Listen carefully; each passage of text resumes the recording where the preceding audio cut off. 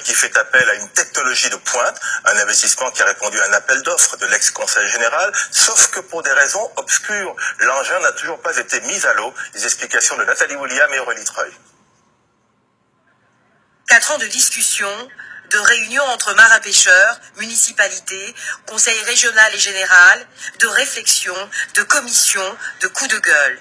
En 2015, un avis d'appel d'offres est finalement lancé. Une société obtient le marché. La machine dragueuse suceuse est là sur le port de Grand-Rivière depuis novembre 2015. 800 000 € d'investissement, une technologie de pointe. C'est la dernière génération de la production de la plus grande maison de chantier naval des États-Unis, qui est AMS. Donc c'est une division et c'est le résultat des 50 années de recherche. Notre maison de dragage, le chantier naval, a été fondé il y a 126 ans. Ils ont construit les dragues, ils ont fait le canal de Panama. Comparé aux autres dragues qui sont dans le port actuellement, quand ils fonctionnent, ils ont un rendement inférieur à la drague que vous voyez en face de vous.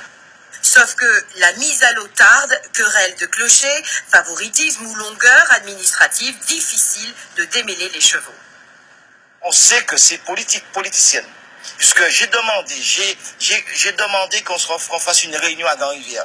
Cela est fait mercredi dernier. On l'a annulé au dernier moment. Maintenant, on dit que... Qui l'a annulé? Le maire de Grand-Rivière qui a annulé. Maintenant, on demande de faire des demandes, on l'a fait. J'envoie un courrier à monsieur le maire, au préfet, à monsieur le président de la CTM. Mais ce que je dis, c'est que demain, tout ce qu'il me demande, je donne. Mais demain, je demanderai qu'on me fasse copie de toutes les autorisations que l'entreprise qui est sous le port en ce moment qui fait, quelles sont les autorisations qu'ils ont données. Sinon, il y aura discrimination. On ne rentre pas dans les guerres de privé l'un ou de l'autre.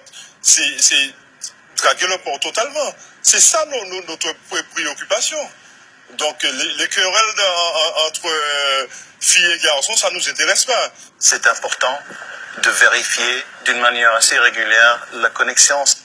Des ingénieurs venus de Washington avec la machine forment des jeunes riverains au maniement. D'ici quelques jours, les formateurs seront repartis. La mise à l'eau est donc urgente. Une avocate des pêcheurs en Martinique se penche sur le dossier. On a contacté l'ambassade américaine et le département de commerce pour les informer concernant la situation ici. Et donc, j'espère qu'on va pouvoir commencer très bientôt. À Grand-Rivière, c'est bien de l'intérêt général dont il s'agit. Le laxisme ou les règlements de compte n'ont donc pas leur place ici.